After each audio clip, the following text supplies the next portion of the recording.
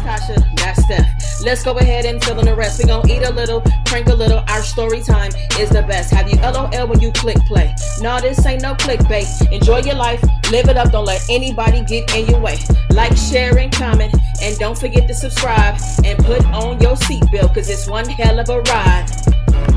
Hey guys, it's Steph and Tasha, and we are back with another video.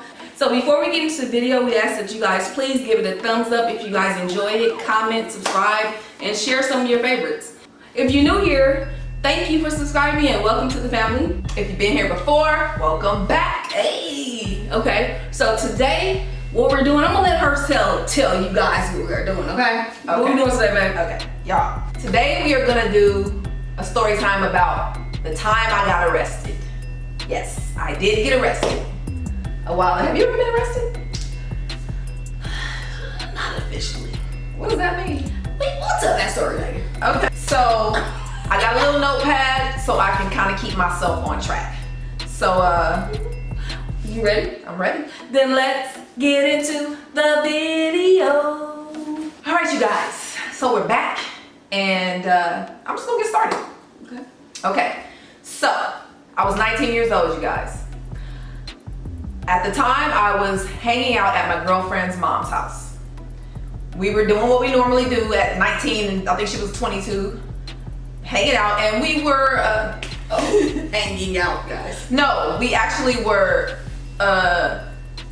no, we were doing a little bit of MJ. You understand what I'm saying? So we were chilling. Actually, let me go back a little bit because I messed up, but it's okay.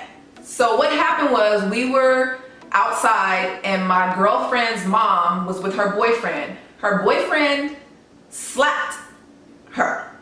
So my girlfriend, of course, was upset, ran into her mom's house, got a butcher knife and the big knife, the chef's knife or something, the big thick one, and like hit his car with it a couple times and was threatening him. He didn't get out of the car. He drove away. Actually, her mom got in the car with him and they drove away. Me and her go in the house. We proceeded to continue our MJ session. Making joy session. And we hear a knock at the door about an hour later.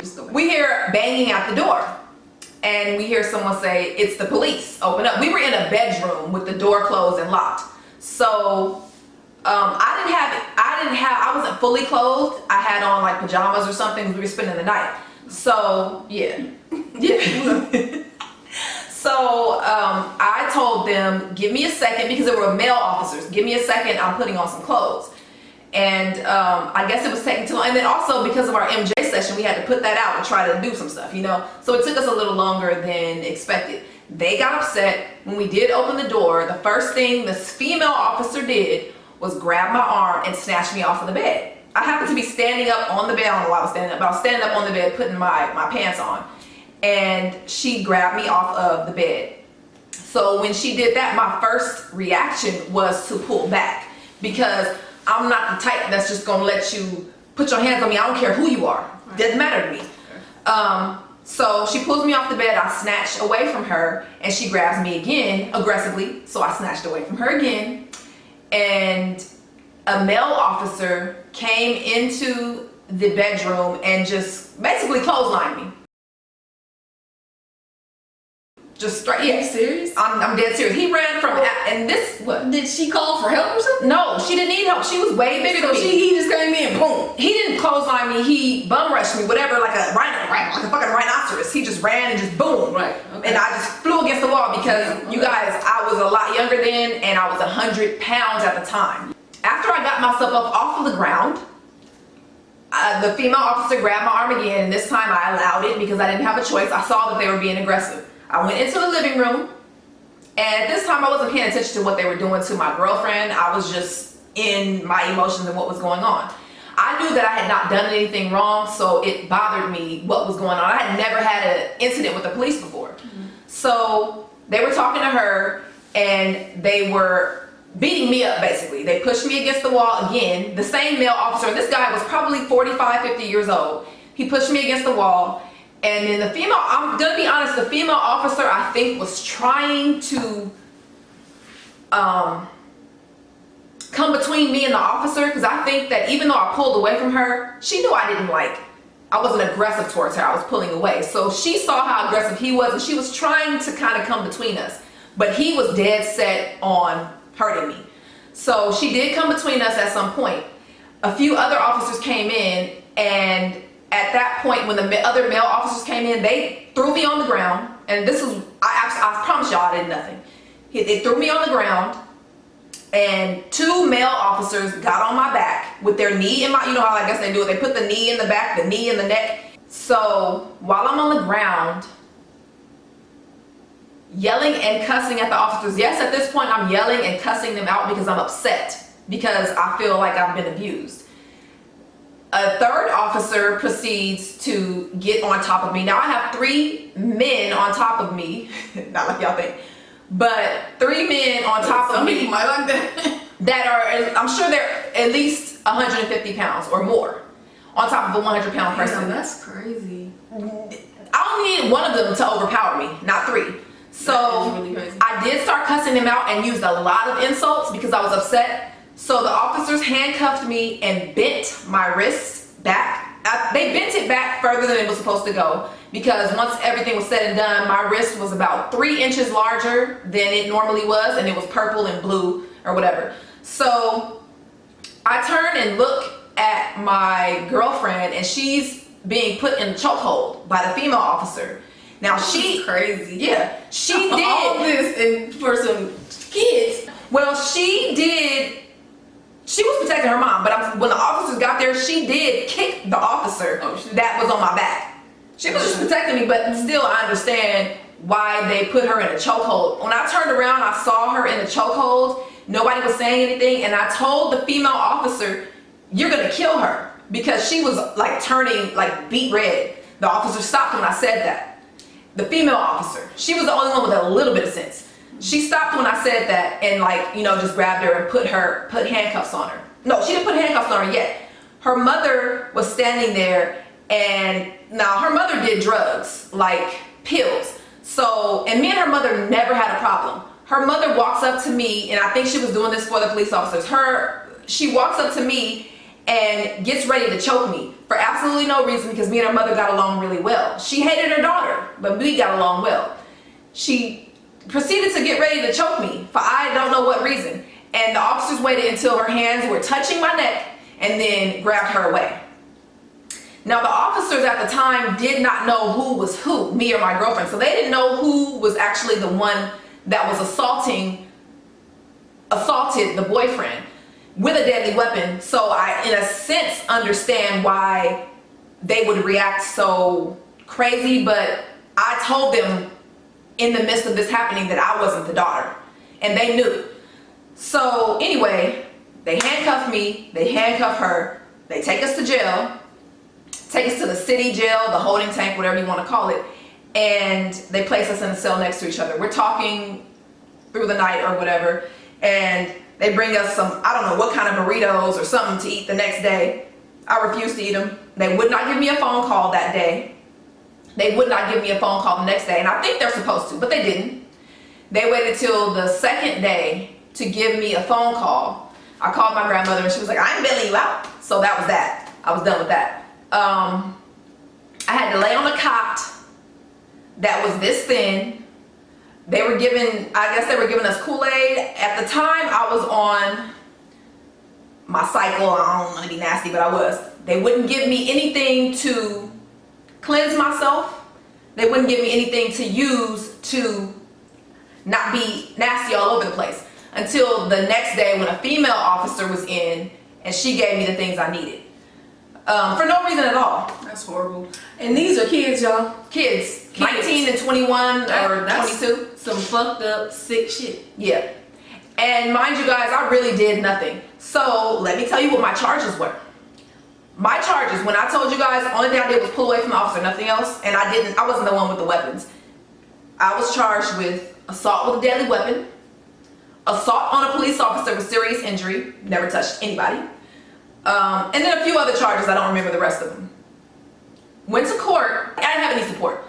Well, I went to court, I had a public defender, of course, nobody else, who everybody knows a public defender is basically they're for the court. I don't know necessarily if they're for the court, but it's something. Seems like it. It seems like They always try to encourage the people to plead guilty to all these things. Always. Yeah. Mm-hmm. So my public defender told me, you need to plead guilty to all these charges, and I said I refuse. We went to court for months. She kept telling me, you need to plead guilty to all these charges. I'm not pleading to anything that's going to give me a felony. I'm not going to do it. I kept telling her, I didn't do these things. I'm not going to plead guilty. My ex-girlfriend was the one who had the weapons. She was the one who had a record already in all this. So the public defender did give me some good advice. She said, you need to separate your case from her because your case is with hers now. So it's going to be harder on you because she already has prior felonies. I had never been arrested. So we separated our cases, and she told me, you need to plead guilty to, and I don't even know how to say this, but to be honest, she said that the judge, I swear to y'all, she told me the judge was racist. She said that the city was racist.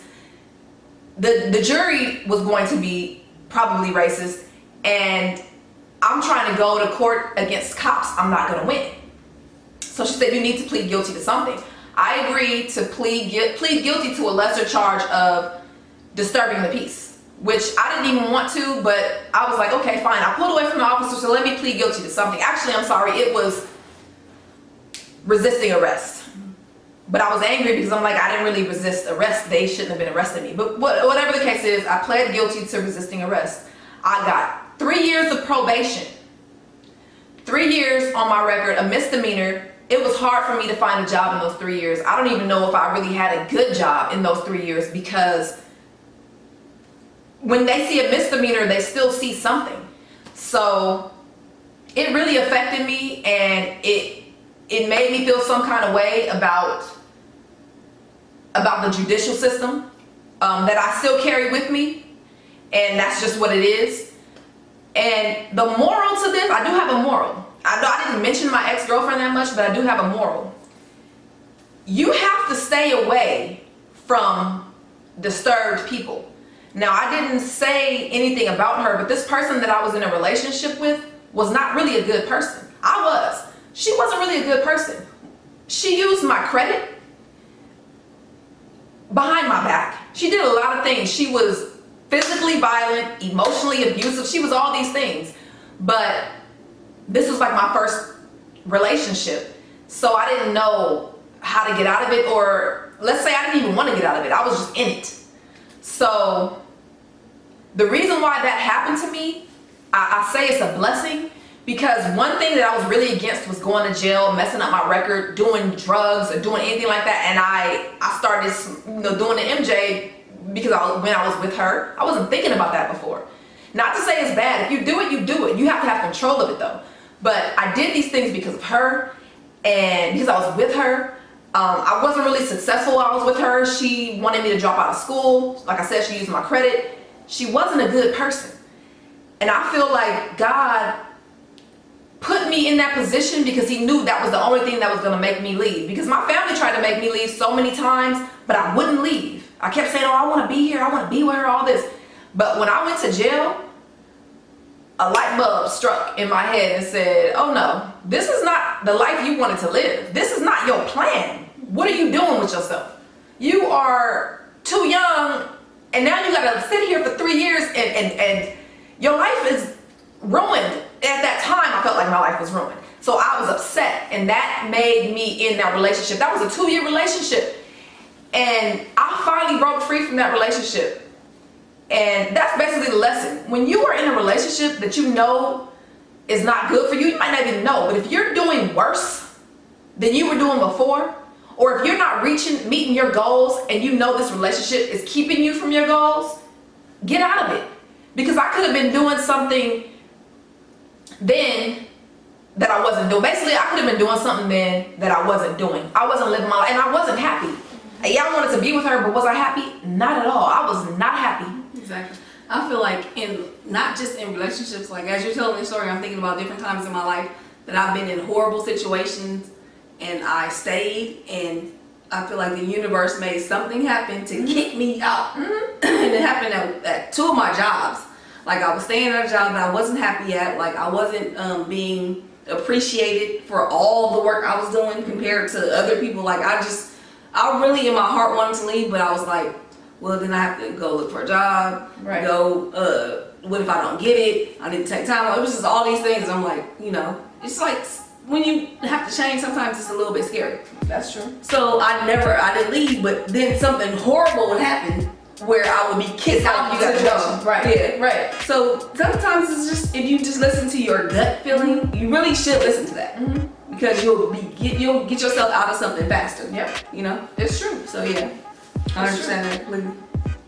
And I left that relationship, but it stuck with me for years, y'all. That relationship, that damage stuck with me for years. And I'm talking about like 4 or 5 years. But the sooner you get out, the sooner you'll heal. Because I'm telling you, it took me 5 years probably to heal from a 2-year relationship. And it wasn't worth it. It wasn't worth it. So if you're in something that you feel like you should be out of, and you try to make things better and you're over it, leave. Don't stay there and keep putting yourself through That's stuff. the thing, even if you're not over it, because I wasn't over it. I wanted to be with this person. I don't know why, but what it was I was so unhappy.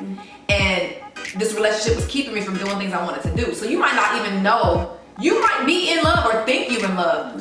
But if you're not happy, you gotta go.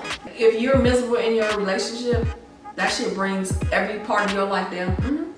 Like, for real. It really does. And just so y'all know, I mean, she's homeless now.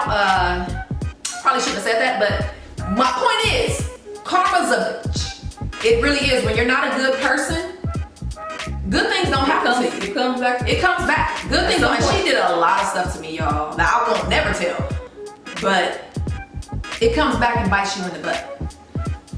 Shout out to you. I ain't gonna say your name. Shout out. You probably won't ever see this. Okay. Oh. If you guys like the video, please give it a thumbs up. You guys comment. Let us know what you guys think. Until next time. Only good vibes. Peace.